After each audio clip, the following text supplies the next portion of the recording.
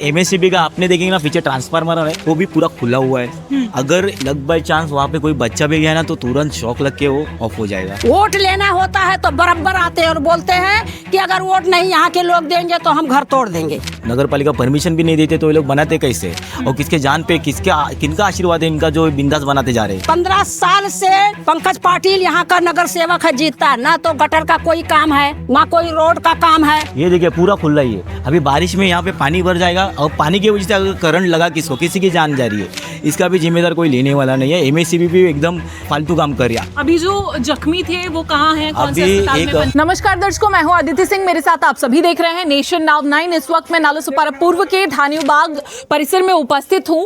ये धानियोबाग तालाब के पीछे का परिसर है जिसे गांव देवी क्षेत्र कहा जाता है। आज सुबह 8:30 बजे के करीब यहाँ पर दर्दनाक घटना घटी जिसमें 2 मजदूर बिजली की चपेट में आने की वजह से गंभीर रूप से चोटिल हुए हैं। बता दें आपको, ये जो अनधिकृत ढांचा आपको दिखाई दे रहा है ये जीआरके इंटरनेशनल स्कूल का ही ये ढांचा है। इस हिस्से को बढ़ाया जा रहा है, यहाँ पर स्कूल बनाया जा रहा है बढ़ाकर।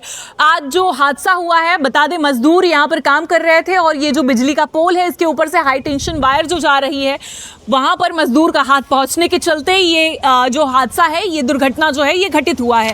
कल को जब ये स्कूल चलने लगेगा और यहाँ पर बच्चे पढ़ने के लिए आएंगे तो उनके साथ भी इस तरीके की घटना हो सकती है। बता दें, एक तरफ महानगर पालिका रोज दावे करती है, कुछ प्रेस नोट जारी करके और साथ ही साथ कुछ तस्वीरें साझा करके ये बताने की कोशिश करती है कि महानगर पालिका का बुलडोजर जो है वो अनधिकृत बांधकाम पर कितनी तेजी से चल रहा है। लेकिन वहीं दूसरी तरफ हर गली में, हर नुक्कड़ पर, हर सड़क पर, चौराहे पर आपको इस तरह की तस्वीरें, इस तरह के इंफ्रास्ट्रक्चर जो है वो बढ़ते हुए दिखाई देंगे। किस तरीके से अनधिकृत चीजें अपनी साख को पसार रही है, उस पर किसी तरीके का कोई रोकथाम नहीं है। महापौर एक तरफ दावे कर रहे हैं कि अनधिकृत बांधकाम पर लगातार जो है काबू पाने की कोशिश की जा रही है, वहीं दूसरी तरफ इस तरीके की भी तस्वीरें सामने आती है। बात करेंगे यहाँ पर, जानेंगे कि क्या कुछ कहना है ये यहाँ के स्थानीय हैं जो प्रत्यक्षदर्शी रहे हैं। साथ ही साथ ऐसी घटनाओं के लिए वो स्थानीय जनप्रतिनिधि भी उतने ही जिम्मेदार हैं जिनके क्षेत्र में इस तरीके का जो अनधिकृत बांधकाम है उसे बढ़ावा दिया जा रहा है। स्कूल का जो इलीगल ढांचा है जहाँ पर कल को बच्चे पढ़ने आएंगे, उनके साथ अगर किसी तरीके की कोई दुर्घटना होती है तो इसका जिम्मेदार कौन होगा, क्या कहेंगे? आपका क्या नाम है? नमस्कार, मैं राकेश गोताड़, मैं ग्राहक लोक कल्याण से पालघर जिला अध्यक्ष हूँ। आज सुबह 8:30 बजे ये घटना घटी है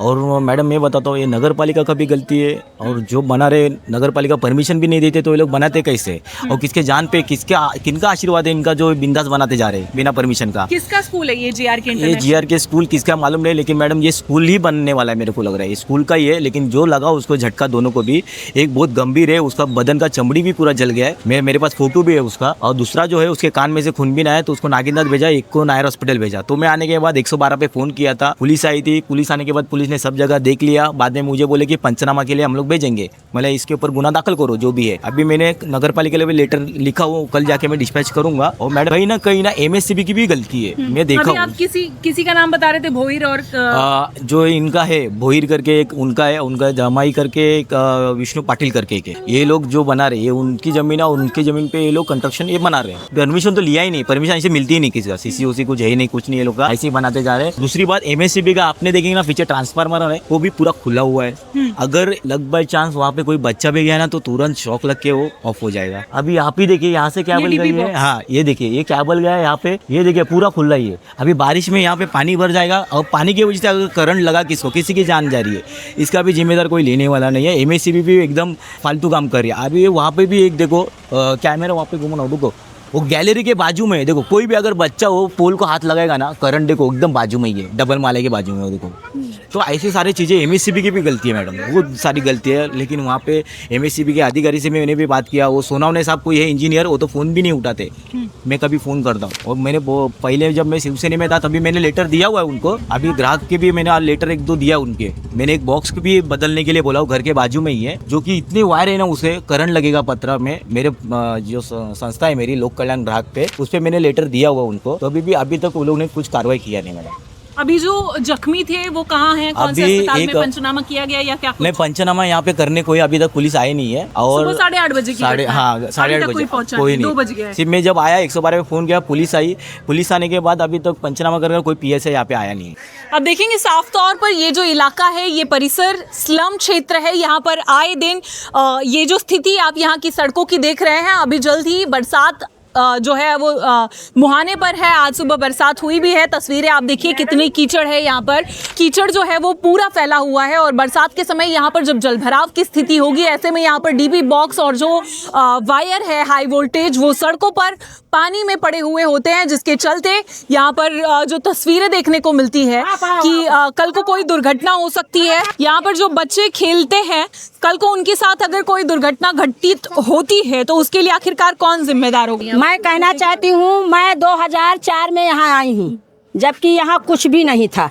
तब वहाँ ग्राम पंचायत था। ग्राम पंचायत था तो ग्राम पंचायत में इतना कोई मतलब पब्लिक नहीं थी, कोई ऐसी मतलब किसी को फैसिलिटी नहीं मिल रहा था कि नाली कहाँ है, ना गटर कहाँ है, रोड कहाँ है। 2004 से मैं यहाँ रहती हूँ। ना 15 साल से पंकज पाटिल यहाँ का नगर सेवक है जीतता। ना तो गटर का कोई काम है, ना कोई रोड का काम है, ना कोई सार्वजनिक कोई नल वगैरह लगाए हैं।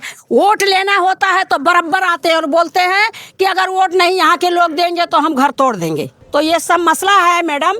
मैं 25 साल, मेरा 23 साल हो गया यहाँ रह के। यहाँ कोई सुनवाई, नंगा यहाँ ट्रांसफार्मर पड़ा रहेगा, नंगा वायर पड़ा रहेगा, कहीं अर्थिंग उतरेगी, कहीं कोई मरेगा, कोई गाय भैंस मरेगी, कोई पब्लिक मर जाएगा, उसके लिए यहाँ कोई सुनवाई नहीं है। यहाँ अंधेर नगरी धमधूसड़ राजा है। यहाँ का ना कोई किसी का कोई नगर सेवक है, ना कोई किसी का विधायक है, ना कोई खासदार है, ना कोई आमदार है।